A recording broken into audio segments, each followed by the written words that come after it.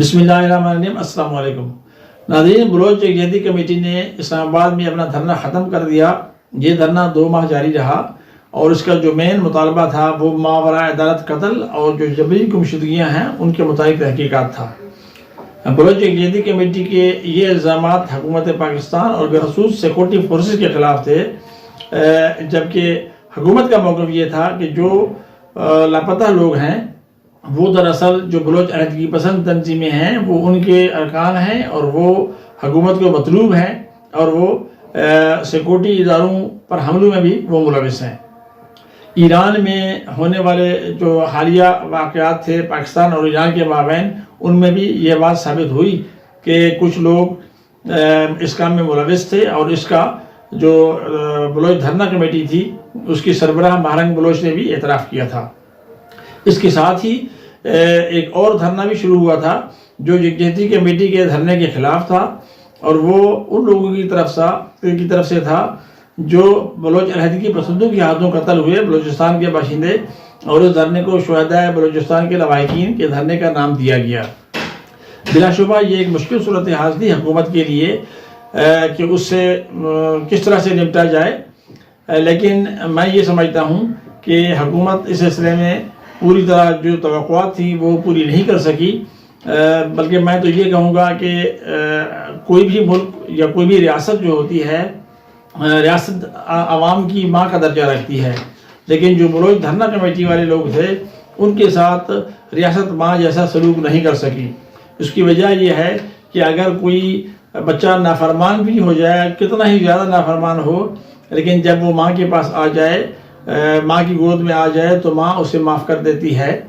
لیکن بلوچ یکجہتی کمیٹی کے سلسلے میں یہ کام نہیں ہوا۔ میرا خیال یہ ہے کہ اگر حکومت کی طرف سے کچھ ذمہ دار لوگ جا کے بلوچ دھرنا کمیٹی کو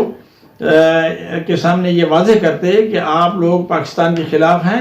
یا اپنے حقوق چاہتے ہیں، آپ کے کوئی حق گم ہیں، آپ ان کو ڈھونڈ رہے ہیں، یا جو آپ ملک کی سالمیت ہے اس کے خلاف سرگرمی عمل ہیں، تو ایک تو یہ صورتحال واضح ہو جاتی۔ دوسری بات یہ ہے کہ اگر عام معافی کا اعلان کر دیا جاتا اس دھرنے میں، جیسے پہلے سرفراز گنگوزی کے معاملے میں کیا گیا یا گلزار امام شمع کے معاملے میں کیا گیا،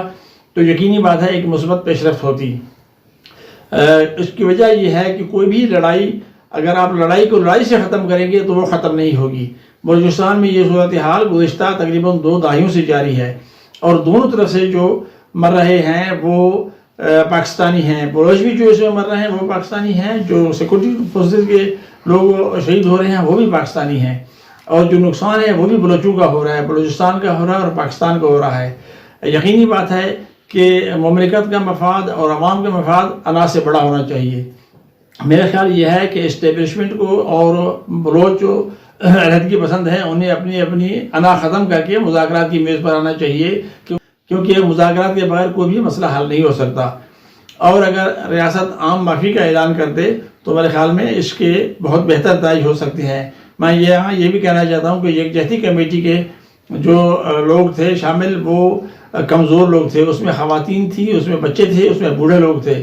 اور یہ بلوچستان کی، پاکستان کی اور مسلمانوں کی روایت ہے کہ جب کوئی کمزور آپ کے پاس آ جائے تو اس کی بات سنی جاتی ہے، اسے دلاسا بھی دیا جاتا ہے، اور جہاں تک ممکن ہو اس کی مدد کی جاتی ہے۔ لیکن حکومت پاکستان اس سلسلے میں میرے خیال میں یہ کردار ادا کرنے میں ناکام رہی۔ اسی لیے میں یہ سمجھتا ہوں کہ ریاست یکجہتی کمیٹی سے ماں جیسا سلوک کرنے میں ناکام رہی، لیکن اب بھی وقت موجود ہے، دھرنا کمیٹی بھی موجود ہے، اگر انہوں نے اپنا احتجاج منتقل کر دیا ہے بلوچستان کو، اب بھی حکومت کو چاہیے کہ وہ اس سلسلے میں پیش رفت کریں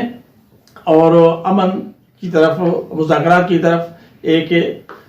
عمل اختیار کیا جائے، تاکہ بلوچستان سے یہ خونریزی ختم ہو اور وہاں امن قائم ہو، لوگوں کے ترقی کے راستے کھلیں، خصوصاً جو ہمارے ترقیاتی منصوبے رکے ہوئے ہیں ان پر کوئی پیش رفت ہونی چاہیے۔ پروگرام کے بارے میں رائے ضرور دیجیے۔ اللہ حافظ۔